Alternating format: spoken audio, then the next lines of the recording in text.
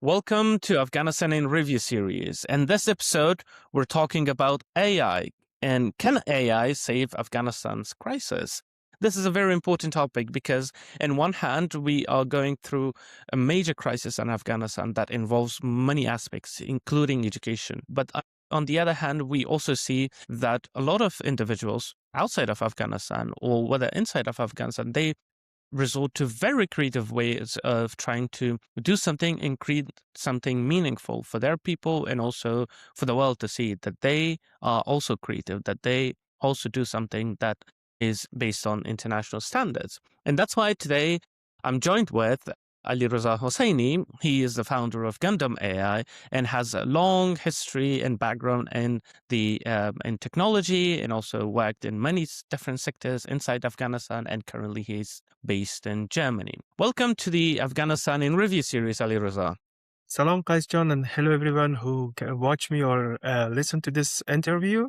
And thanks for inviting me in your show. Great. I'm very, very honored to have you in this episode because you're one of the very rare individuals from Afghanistan who's doing something quite remarkable in the AI industry. So before we jump into our discussion today, I want you to tell people who are listening right now to you or watching you who you are and who you can be in the future. Okay. Well, I think in a very simple and brief is someone who is enthusiastic about AI and overall technology and someone who is trying to always follow up and learn new things. So maybe that's one. And maybe in future, maybe do something good for Afghanistan through AI. Great. That's a mission. That sounds like a mission, and fingers crossed for that. So I always ask, sometimes it could be quirky, sometimes it's just an icebreaker question that you might not expect, but it's relevant to what you do, of course. Tell me that one time somebody talked about AI and they're like, what they're talking, they're like, it's complete nonsense they're saying.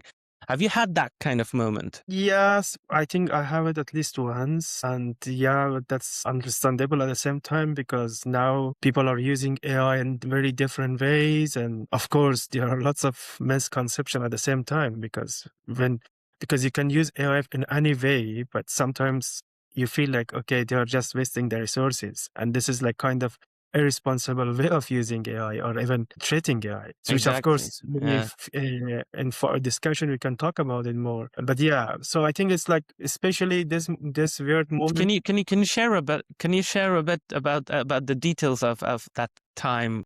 What was that person talking about exactly? I mean, like the way that he was like talking about the way that he was like saying that he's getting a very close friend to an AI and talking about his personal life with an AI, which I was like kind of, okay, where do you want to go with this? I mean, like, yeah, maybe it's very hard to find friends these days, but still it's not like, I mean, like that's one of the very precious human quality that we have to talk with real humans and have real friends. Why do we really need to use AI for that one? At the same time, don't you think that you share too many private information with an AI that maybe in future can somehow manipulate you and manipulate your decisions or even like your life actions? So that's the point sometimes. And unfortunately, somehow it's getting common on social media. If you check and see how people are using AI, especially ChatGPT or overall this AI models that have also the speaking or conversational mood. So you can see that. Yeah. I think what you're talking about is the AI companion thing that has been quite a trend and also touches upon a major topic. And I guess that requires another discussion that we probably will have, I'm sure of that. But let's go back to the basics. If you were explaining AI to an ordinary citizen of Afghanistan, let's say, how would you describe it in simple terms? What is AI? I think AI is basically, maybe it's not like the perfect definition of it, but it's like the very simplest way that people can understand.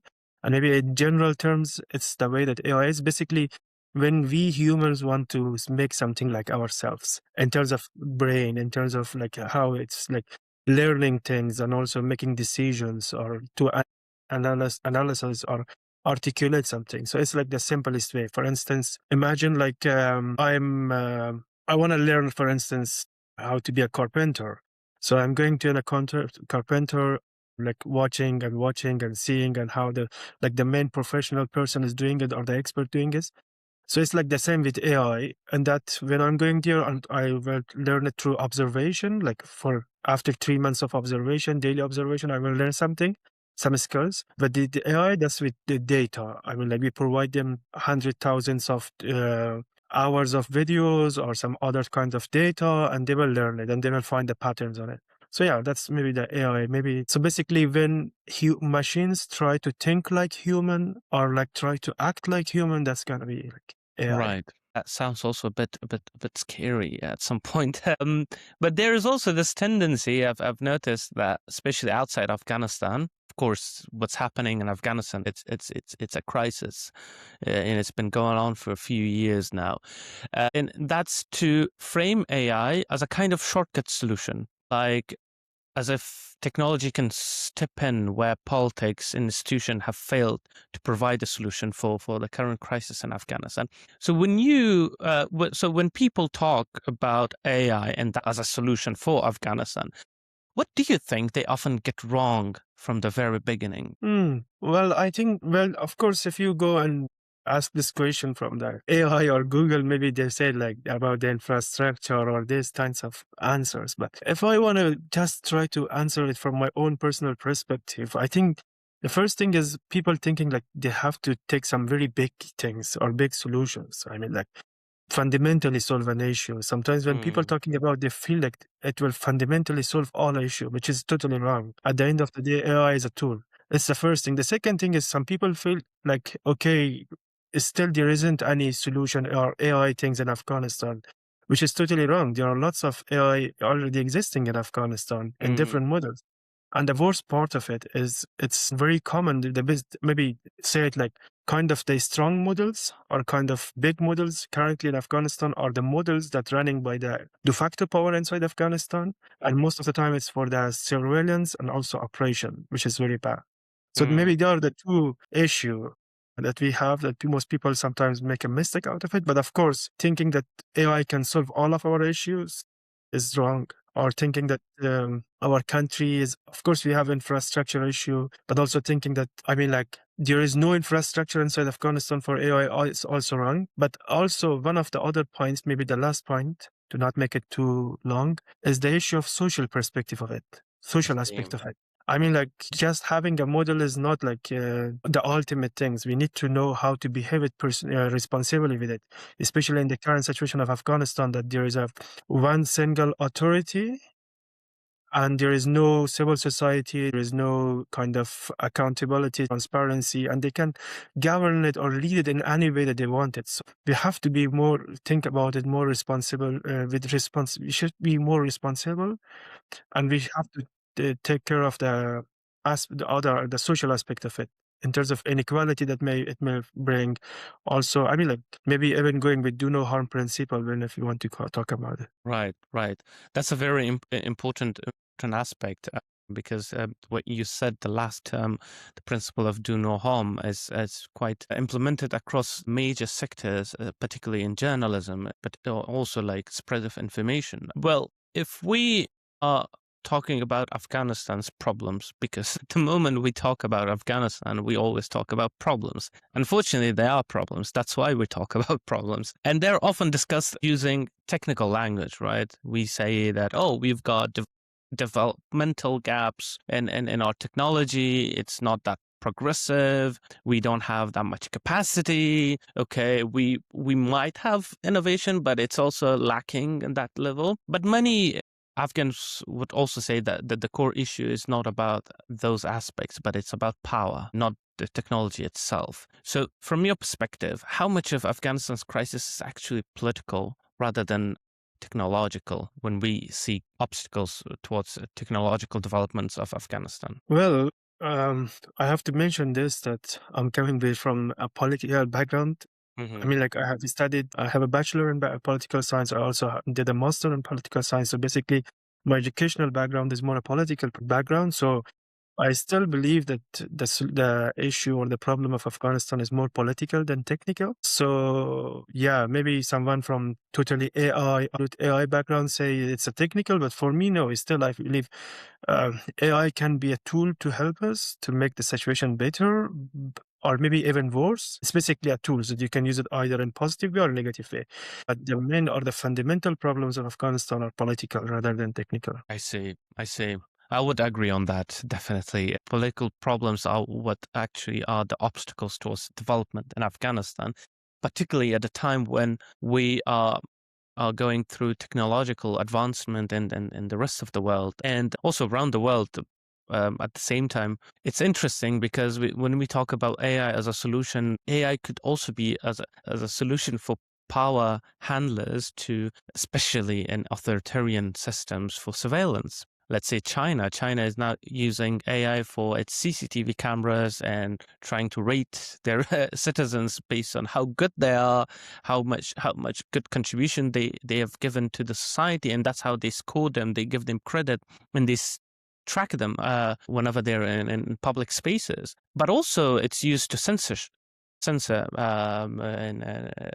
in many countries, and also recently I've also seen that particularly in the case of Afghanistan, it is used as a propaganda as a way to produce propaganda in Afghanistan and by certain actors. So it's no longer just a futuristic concern, right? So it's already happening. All of these issues that we were facing. You also mentioned about how AI is using people. I mean, AI companion could be also problematic in certain cases for individuals. But how real is the risk of the Taliban using AI more effectively than our journalists, activists, or just civil society groups? Well, the first problem is we don't have access to real information. That's the first thing. As long as we don't Mm, have access to information, it means we cannot measure it or evaluate it accurately or comprehensively. right. But to some extent, they are using it for surveillance and also for operation. It means that there are already documents or reports that showing that one. The first thing is 90,000 CCTV. That's like the first thing. I mean, like those CCTVs are not only for seeing people or watching like how the traffic lights are the traffic. So of course, you can use all those videos or data to build models to track people, to find like people. So there are lots of other ways, even for business perspective, that you can use it. I mean, like just think about it. Why China donate doesn't that number of CCTV camera? It's any of them at least like worth $10 US dollars. So I mean, like it's an investment. So of course there will be not only political behind that, also there are some kind of commercial will behind that one. So that's the first thing, maybe like the first example. The second one is on social media.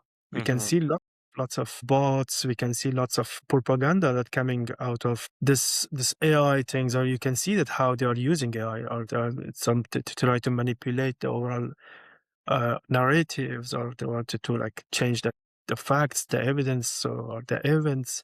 So Hmm. yeah, of course they're using it. They're using it a lot.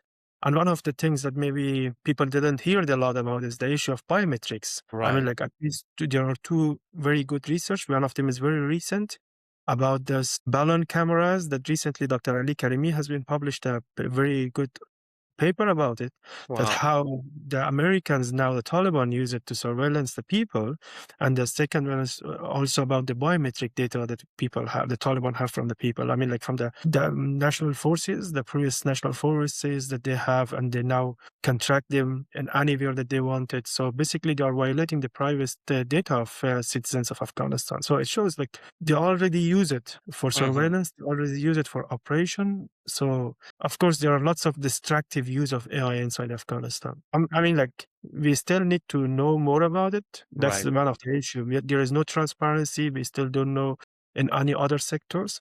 Right. But the potential harm is still remaining there. For instance, in terms of health, I if I see. want to make an app for the health of the people, for the Taliban ask for access to the data, so of course they will have access to very dangerous information or sensitive data, which Absolutely. can be very dangerous. So that's the point. That's another issue. I mean, like people think that. Sorry if it's getting too long. people think that, okay, maybe the biggest issue or the biggest threats towards having a very good AI models inside Afghanistan is infrastructure, such as electricity, such as internet Uh-huh. connectivity.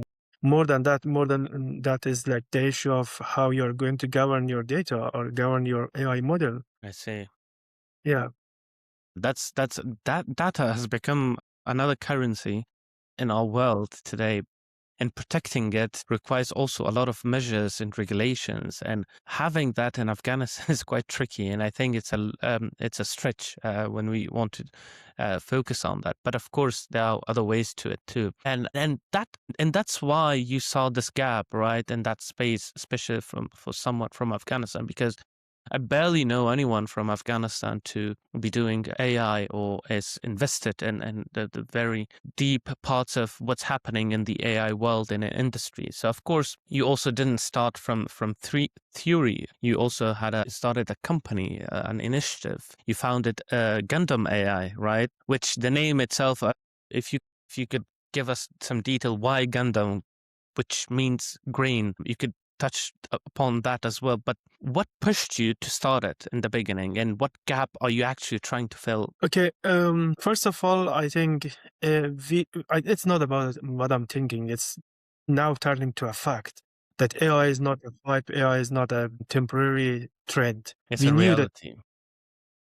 AI will transform the humans' lives. So it's now, at least I think it's now proof that it's part of the human lives and it will change the history of humans. So now we, the people of Afghanistan, we already have, if we go to the history, we realize that when our kings in the past didn't join the industrial revolution, we I see see. that we still somehow, if you see it from the economic perspective, if you see it from the development perspective, although I'm not an expert, I'm sorry if it's wrong, maybe it's a wrong kind of analysis, but I feel like it's the reason that we still have lots of developmental issue inside Afghanistan, because we cannot join and we are not part of the industrial revolution.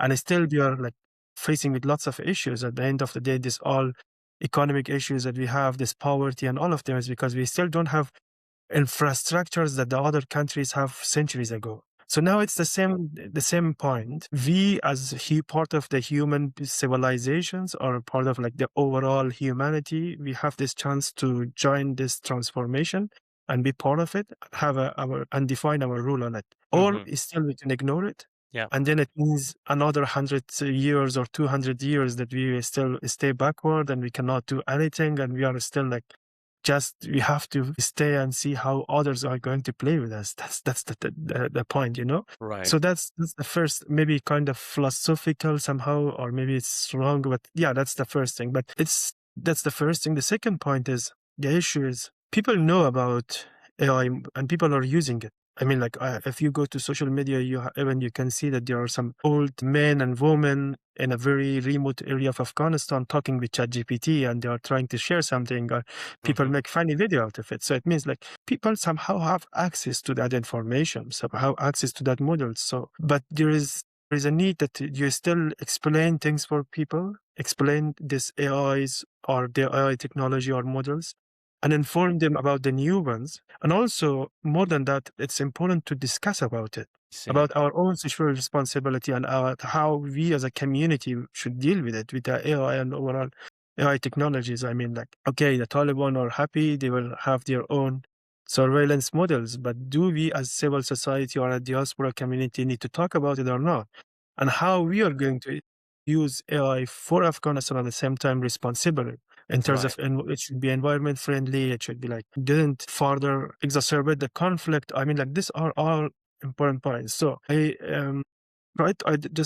was thinking to make something, so I just came up with a group of friends who are also experts on AI from Afghanistan, which is another mission that I wanted to show that the world, that we have lots of amazing experts from Afghanistan who are working in a very prestigious organizations in terms of AI. I mean, like, so do we have already the capacity? We have individual capacity in different parts of the world. They are doing amazing jobs.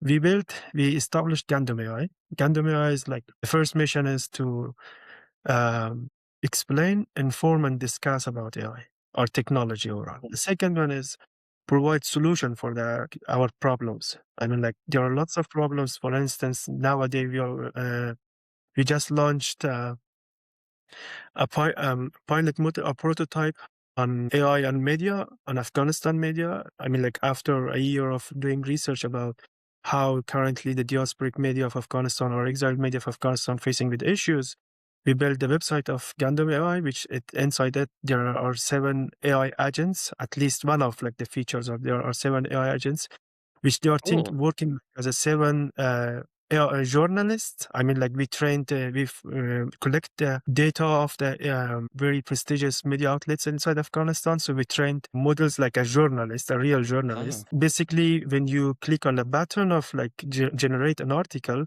it's like an Afghan journalist is doing some research and finding some relevant articles related to Afghanistan from the open source, and then try to rewrite it with the style that we have defined for them, like an Afghan journalist. It should be like simple, it should be short, like using the words that which is common inside Afghanistan. So basically we have like, this is one of the features. If you go to the Gandom news, tap on Gandom AI website, Yeah. you can see that one.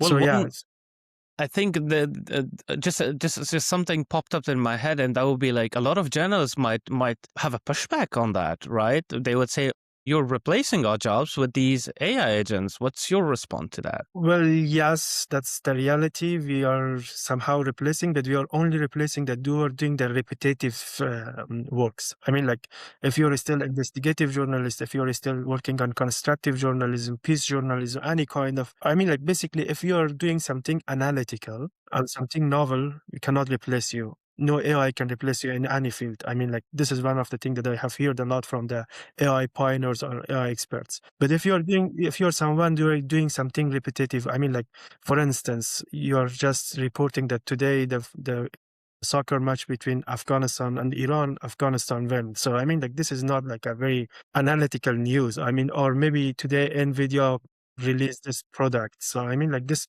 types of news, they can definitely substitute with the AIs, whether you want it or not. That's the point. So this is this very interesting point for me as well, because of my personal background, which is in the section of investigative journalism and OSINT in research. Where would you, if you are having these AI journalists trying to produce these repetitive news, as you said, but the data has to come from somewhere, right? Which a lot of data we have and AI agents are producing it or writing it are coming also from, let's say, if a news is not, if there is no journalist on the ground reporting something, how would the AI be reporting? And if there is no data on it, where would that collect it? That's, I think, my question.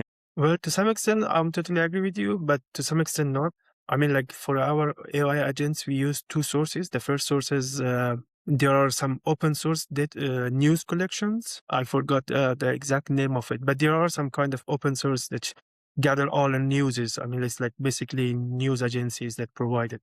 It's like an RSS feed, so that there are lots of news coming from the different places, and then every media outlets try to like rewrite it in their own style and publish it and just say about it. For instance, an earthquake happening somewhere and something like that. That's the first thing. The second source for us is like, we knew some kind of accounts, some actors. We already like identified around 100 or 200 actors, so we follow them on social media. Right. The moment that the moment they post something on their X platform, at the X accounts, we get the news, we get the information. So we see if is that worth it to write a report about it or not. That's another thing that our model doing it. At the same time, well, that's the point, because what we try to do with our model is not 100% automated. I mean, like, first of all, they do some searching, they provide some search. Then we said, okay, this one is worth it or this one is not worth it. Then they try to generate an article out of it. And then there is another process after generating an article that we try to check it. I mean, like, we did some kind of OSINT on that one as well. The OSINT is like, basically, we try to find out if there is any hallucination on it, because in any kind of, I mean, like, overall in the context of Afghanistan, you have more hallucination than the context of Germany or US. So we try to detect hallucination, and also to try to detect misinformation or disinformation on fake news. Which is out of it. very important. Yeah.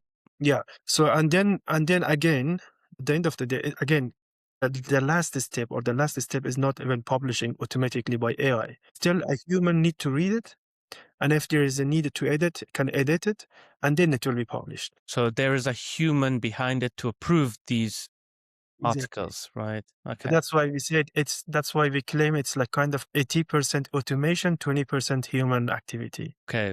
Okay. So there is human decision making in the process involved too, right? Yeah. Well, overall, I mean, like when we was thinking about this overall media outlet automation is basically because I used to work as a consultant with different media outlets from Afghanistan. I provide workshops for them. I try to like talk about with them, have a long interview with them to how you can integrate AI for them. One part is administrative things, which is under the hood. People cannot see it. So it's like basically help them to cheaply and also effectively govern their daily activities or manage their daily activities with I mean, like, you know that lots of them have journalists in different parts of the world, so diasporic media or exiled media. So that's the first part of it. Then now they have central command or central place that they can do all these administrative things. The second one is there are lots of repetitive articles or reports that they didn't need to hire a journalist for it.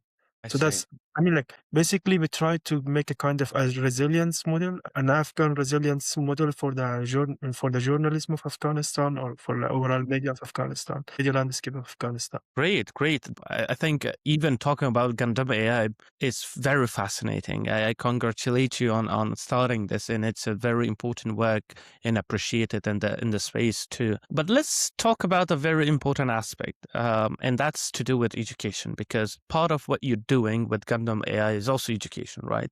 Educating people. If we were talking about girls' education in Afghanistan, we all know that it is systematically restricted. Some people argue that AI could help bypass schools entirely, like through remote or personalized learning models. And others would just say, like, no, that's unrealistic at the moment, or even more dangerous, especially if there are some hallucination involved or there are some practical obstacles in place.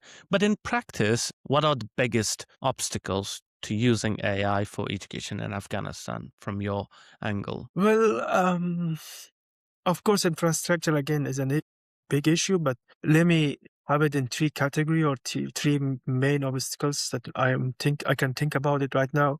The first one is the issue of inclusivity. I see. To what extent you can cover everyone? And before banning the girls' education in Afghanistan, I think the number of girls who attended school was around 3 million.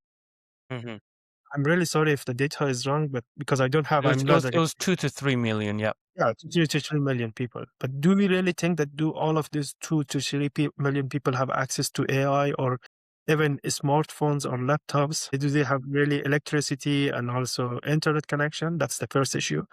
So inclusivity is a first obstacle. The second obstacle is, well, when we are going to school, it's not only about learning math. It's not only about learning Persian language, English language, or chemistry or physics. It's something more than that one. We are learning some kind of life competencies. For instance, through friendship, you're learning a lot about how to make friends in future, how to make basically through this community of your classmates, you learn lots of new competencies or life skills. And beside that one, especially with this new transformation with the AI, going to school is not only about learning new things or having access to information. It's more than that one. It's like you have to learn through school. You learn self-discipline. Through school, you learn how to set your goals and this all other points. I mean, like, or even through your teacher will inspire you. Your classmate will inspire you to turn to a doctor, to turn to an engineer, to turn on this and that one. But what will happen to those things? I mean, like, at the end of the day, we need to inspire somehow, you know. Of course, AI can provide you something, but is that really you, or is that like a real evaluation, or is that only you're just following a trend? I mean, so I feel these are the three major obstacles that they have, Mm-hmm. beside all this infrastructural things and other things. But at the same time, of course, it's a very great opportunity because, I mean, like, what we cannot see with AI is most of the people think that AI should be like a new model that we have to build. But at the same time, now we have access to information. I mean, imagine like now in the past, if I wanted to know about how is like the situation in US, or how people are what people are studying in US, I need to find either a friend who is studying in US, or I need to go to a library, find a book about it. But now you can just need to write it and ask a ChatGPT or ask a Google. Right. Or now we have access to any kind of information. I mean, like, you can start learning to turn to a financial analyst even from the early ages today. Yeah. I mean, you can start learning AI from Afghanistan. It's very easy. So you have access to information, access to knowledge. That's very important. That's the biggest game changer for us. And of course, adaptive learning or personalized learning is another issue, which is now, at least in 2026, maybe it's now turning to a buzzword, Yeah. super learning. So super learning is a new competency that people will learn it in 2026, because with AI, we need to learn a lot. And every one of us need to super learning. And of course, AI provide that facility. For instance, Notebook LM. And Notebook LM is like a real school, university, anything that you want to learn. Yeah. So that's one of the AI models that provides such a support. Yeah. And maybe, I'm really sorry if it's too long, but Yeah. Go for it. one final point, or maybe obstacle, is in terms of, I mean, like, at school, we also studied history. We also studied Uh-huh. our own cultural things. The problem is with AI, because they are not personalized AI for Afghanistan, and also big companies are not interested to personalize their models for Yeah. Afghanistan, then it means like there are lots of hallucination in terms of history, and there are lots of kind of biasness or hallucination in terms of cultural issues that we need to learn about ourselves or about ancestors. These are the issues. And also Do you the think language. that is to do with the data that the AI models are trained, and the data usually is not Yes. inclusive? it- yeah, not only inclusive, we are not like, we didn't at the end of the day, we really don't know which websites or which data are really used to train about Afghanistan. I mean, like, Hmm. that's another issue. Is that part of your strategic goal in Gundam AI to include that in personalized AI models like, let's say, Claude, Gemini, or ChatGPT to have more inclusive data on Afghanistan? We are advocating for it. I Okay. think what one of our mission is, we are not really sure, and of course, it's gonna be a part of our ideal goals and objectives. Hmm. But at least what we can do is we at least advocate or inform people about it. This is Yeah. one part for awareness. Good. Yeah. Yeah. So maybe one very cliche question about AI, and that's because you talked about education, you talked about infrastructure, and also other aspects of it, the obstacles and also the political angle. And you sound very optimistic about AI and the future of AI, but a lot of people argue that it actually makes us more dumber. Is it true that it makes us more dumber, or the way we are learning or we were used to learn has changed now? Well, both of them. I mean, like, the way we learned and used to learn has changed. That's the first thing. Hmm. Definitely, it's changed. The traditional modern of learning is totally changed. That's why now we feel like, well, I'm working in a university, doing research in a university, in a German university. We already see that crisis in German universities. I mean, like, almost every universities have this issue, that how they are going to deal with AI and overall learning, the process of learning. That's one thing. That the second issue of being optimist or pessimist, or an issue of making them, I think it's very good if we rely on researchers. There are a very good research by the MIT University. So See. they did some research, and if they have found that, yes, it will make some people, it will somehow deactivate, can say, the brain, or somehow say it's make people dumb. Maybe Yeah, it's yeah, not a good word, but yeah, that's what may make. But that the point is how you're gonna use it. I see. That's the point. Because they also said, for instance, in their example, they said if students directly use AI to do their homework, or use it for their research, or their assignment, of course it has a very bad or negative impacts on them. But if they still do some research with themselves, or didn't ask an AI to think for them, that's totally different game. Then you can, of course, use it for your own will. So the point is, I believe, in a very simple way of it, or is, if you didn't ask AI to think in your place, it doesn't have a negative impact on you. Hmm. But if, as the moment you start asking any kind of AI to think for you, that's the problem. That the problem will Yeah. start. That's maybe it's how we can say it. So Yeah, and overall, an overall population, and of course, it will have a negative impact. I see. Let's the reality is it will have negative impacts because we already see that lots of students they didn't want to do the think stuff with themselves. I see. Yeah, yeah. I mean, this is one of the fascinating conversations we're having right now about AI and as a way of solving the problems of Afghanistan, solving the future problems, and also thinking globally at the same time. It's not just locally, but at the same time, local problems could become global problems, and local solutions are also implemented in global ways to solve that. But looking ahead, where do you genuinely see AI helping Afghans or people of Afghanistan in general? And where should we be honest about its limits when it comes to Afghanistan? I think it's a very good question, but it would be great if I just provide some context for you. Then maybe Go for it. Go for it.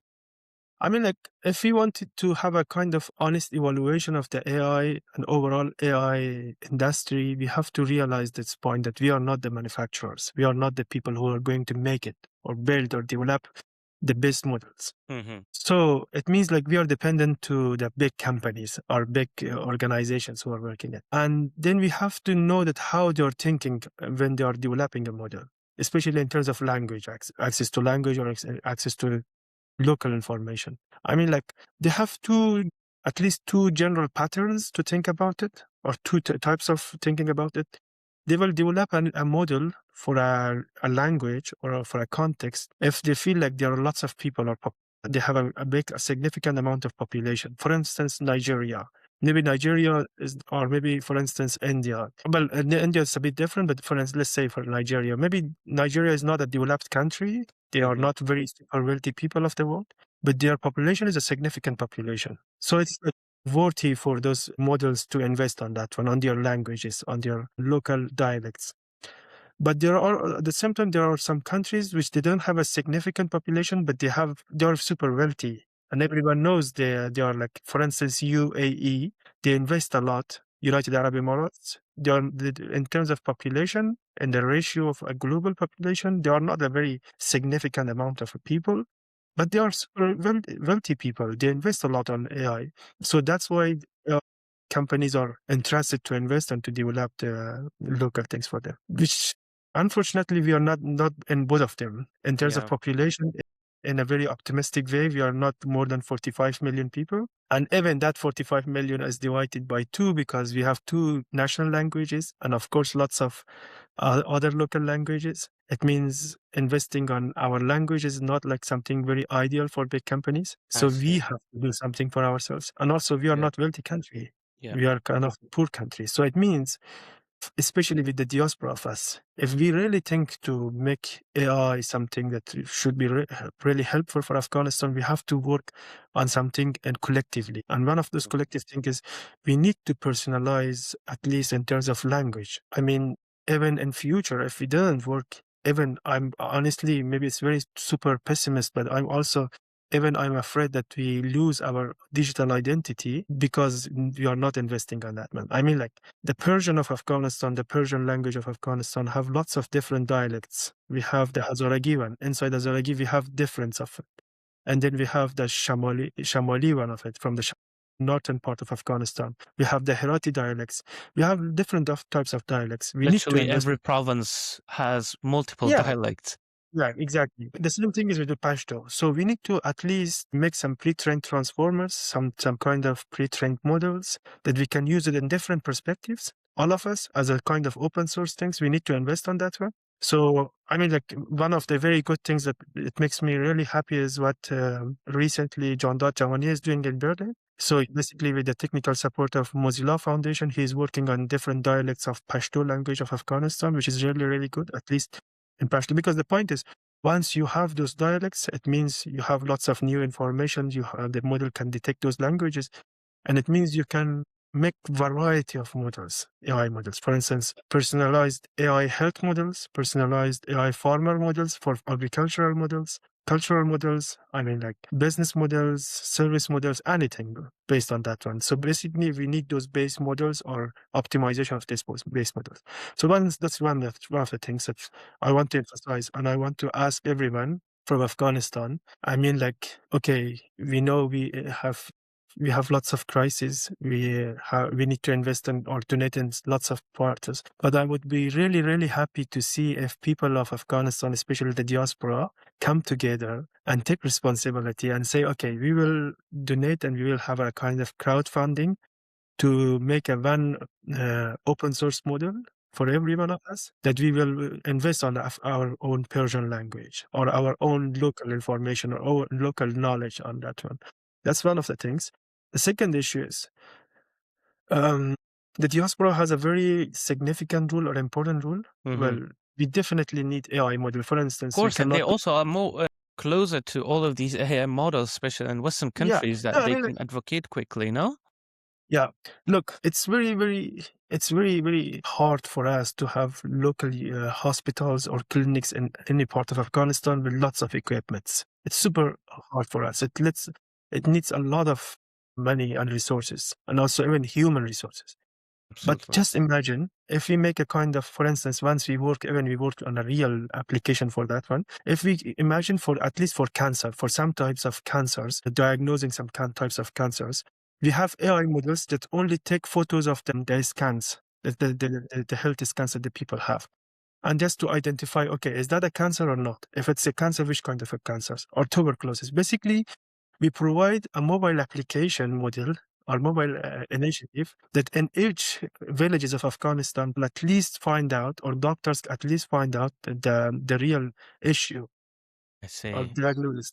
I mean, like, well, is the Taliban will do that, something for that one. But the problem with the Taliban, then they will have access to super sensitive information of people.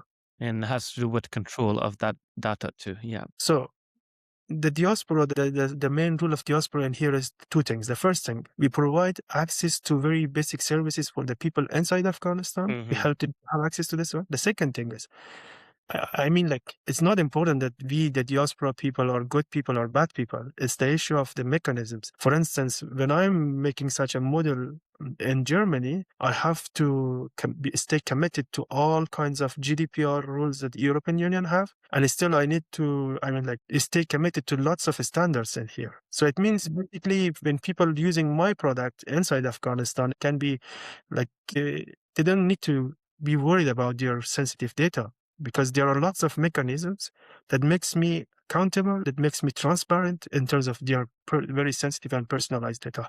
And that's why it's very important for diaspora Hmm. to to take action in here. I mean, like, of course, it's good to that we do some lots of demonstration. Of course, it's important that we do some kind of humanitarian work. At the same time, we shouldn't be neglected against about our future. Right. And these are part of the future. If we don't want to face more like trouble in the future and just be happy with very small things, we need to invest today on that. And on that note, thank you so much, Alireza, for joining Afghanistan in Review series. Thank you very much for having me again. It was really a constructive and enjoyable conversation. Absolutely. Absolutely. And thanks to everyone for listening. Until next time.